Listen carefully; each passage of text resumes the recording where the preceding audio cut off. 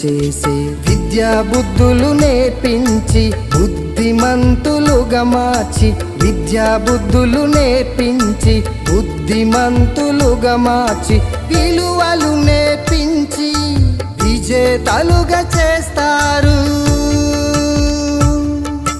విలువలు నేర్పించి విజేతలుగా చేస్తారు. జ్ఞానాన్ని